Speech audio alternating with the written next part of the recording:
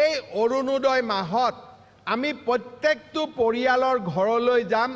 অহা 2 মাহৰ ভিতৰত আমি অৰুণোদয় আঁচনিত আৰু নতুনকৈ 6 লাখ হিতাধিকাৰীক আমি সংযুক্ত কৰিম।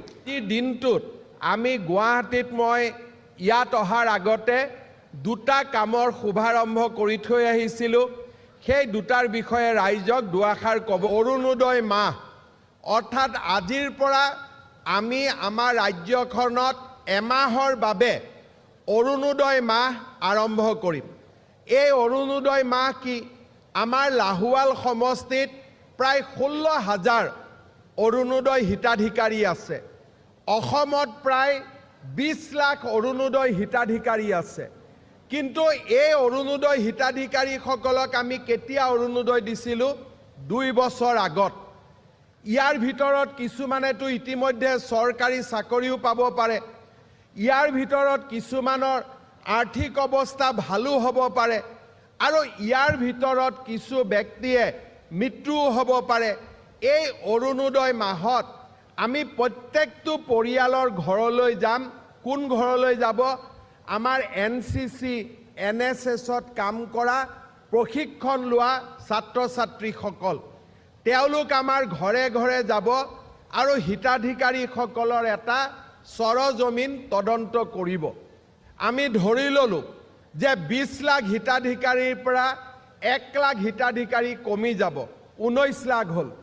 সেই 19 লাখৰ লগত চৰকাৰে আৰু 6 লাখ যোগ কৰি দিব।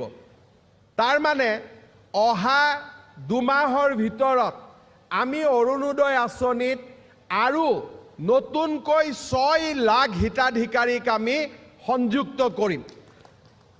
ইয়াৰ ফলত আমাৰ লাহোৱাল সমষ্টিটো আৰু 5,000 পৰিয়ালে অৰুণোদয় আঁচনি নতুনকৈ লাভ কৰিব পাৰিব। আৰু আপোনালোকে জানে আগতে আছিল অৰুণোদয় 835 টকা। আমাৰ চৰকাৰ 1,000 টকা।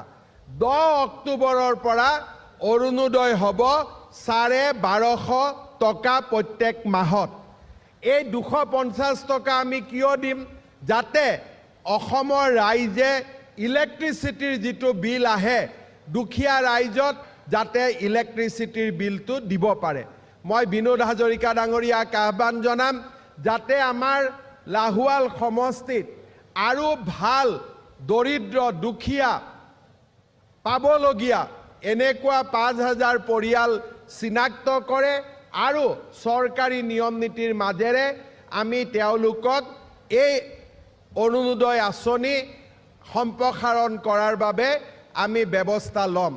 তাৰ লগে লগে আজিৰ পৰা আমি যি অৰুণোদয় মাহ আৰম্ভ কৰিছোঁ তাতো ৰাইজৰ সহায় আৰু সহযোগিতা মই কামনা কৰিছোঁ।